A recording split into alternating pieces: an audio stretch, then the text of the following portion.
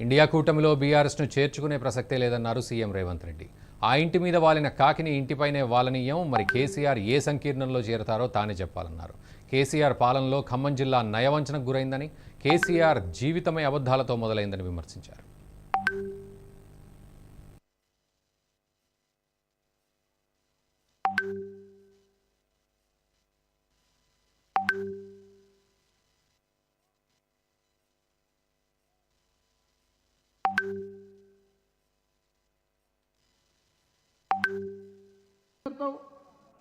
మా కాంగ్రెస్ పార్టీ ఆ ఇంటి మీద కాకిని ఇంటి మీద కూడా వాలనీయదు.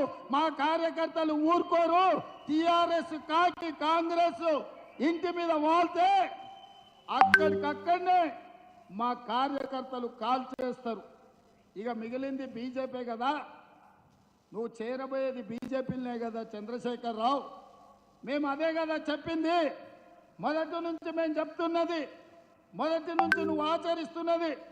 2014 నుంచి 2023 వరకు 9.5 సంవత్సరాలు చంద్రశేఖర్ రావు రైతు వ్యతిరేక నల్ల చట్టాలు వచ్చినప్పుడు, నోట్ల రద్దు చేసినప్పుడు, జిఎస్టీ బిల్లును తీసుకొచ్చినప్పుడు, ట్రిపుల్ తలాక్ చట్టాన్ని చేసినప్పుడు, సిటిజన్ అమెండ్మెంట్ యాక్ట్ను పొందుపరిచినప్పుడు, యూనిఫామ్ సివిల్ కోడ్ తెచ్చినప్పుడు, ప్రతి సందర్భంలో ఇక్కడ కారు గుర్తు మీద ఓటు వేయించుకొని ఢిల్లీలో కమలం గుర్తుకు తాకట్టు పెట్టిన చరిత్ర చంద్రశేఖర్ రావుది.